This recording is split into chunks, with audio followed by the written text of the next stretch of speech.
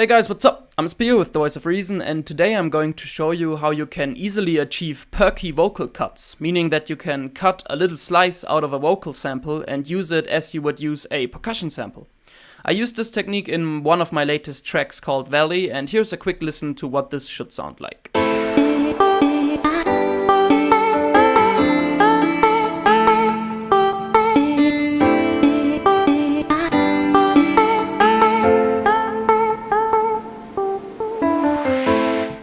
You get the idea. Now let's get to recreating this setup. First you want to chuck in a Kong drum designer, and in the mix channel that comes with it, you want to create a Neptune. This Neptune is just there so you can make sure that the vocal parts you cut out of a sample are in tune with your track. Meaning that if you have, for example, a track in A minor, you would want samples that are on A, E, C, or maybe even G or D, but not like F minor or something, because that's just not on the scale, and then it won't sound any good. But like I said, I'm just using it to make sure that my samples are in tune.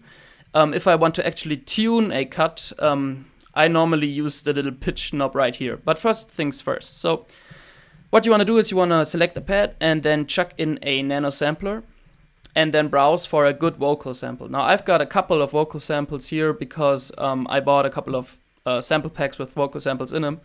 But if you don't have a lot of vocal samples, you can always just download any a cappella out of the internet and just cut from there. There are always loads of remix competitions going on where you can get some pretty sweet a cappellas.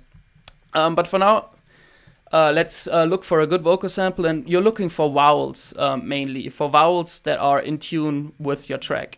So, like I said, if we're in A minor, I would now look for a vowel that is on that scale, and preferably an A or O sound, because those are always pretty cool. Don't lose. Or you.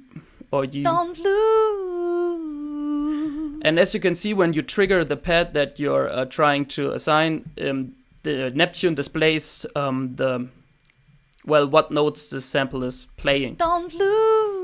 And as you can see, we've got a ooh kind of sound on the A right here, and this is exactly what I'm going for. So I'm hitting OK on the sample, and then I hit Edit Sample right here in the nano sampler, and I cut out the slice I want to have with the ending and start marker right here.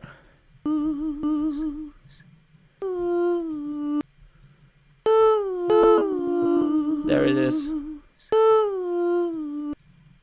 And now I'm bringing the ending marker up, so I've got a nice little slice.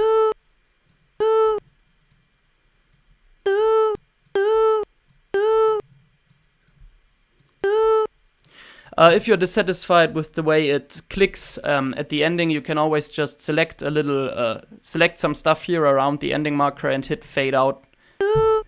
Then it won't click at the ending. The click at the beginning is actually pretty cool because we need that as our first transient, because we want to use this vocal cut as a kind of percussive element in the track. So we'll leave that as it is, but you can fade out the ending a bit. Now save that, and you've got your first little cut going. Now of course you can just repeat this process until you have loads of different vowels that you can play with your pads or your MIDI keyboard or just with your mouse on the Kong. And then you can make some pretty sweet vocal cut sections. Just let me quickly put together another cut. A good thing, a good thing, a good thing, a good thing.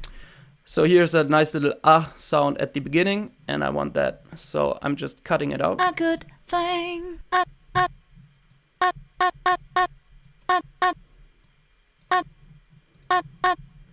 There you go. As you can see now, this is on F, but if I would prefer it to be on E, I could just simply turn this pitch knob down here a little bit towards the lower side of the pitch, and you can then tune it to be on E, and you can always see where the cut is in the display on the Neptune.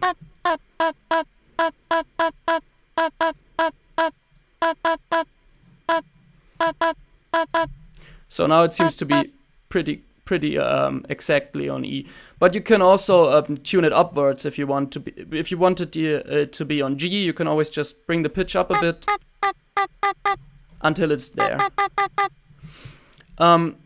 A cool thing you can also do to make it even a little bit more percussive is just chuck in a compressor in the effects section right here, bring the amount up to 100 and the attack up to 90, and that just gives a nice kind of impact on the first transient, as you can hear.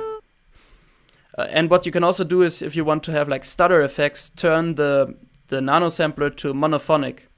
And now if you hit it twice, just right after each other, like, it won't trigger a whole bunch of different vocal samples, but it will always just trigger one. And the same on this one.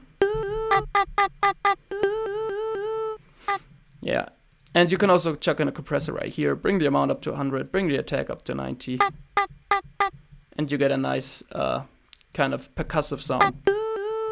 Now this doesn't sound very impressive on its own, but with a little bit of reverb and delay, and I'm just gonna use the Antidote synthesizer right here because it has pretty sweet delay and reverb effects on it.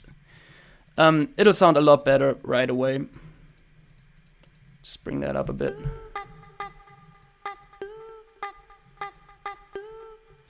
And especially when you layer some chords underneath it, you can get some pretty sweet vocal cutty effects with this setup. And this is exactly what I did for my track Valley, and I just got a lot more kind of different vocals on here, as you can hear.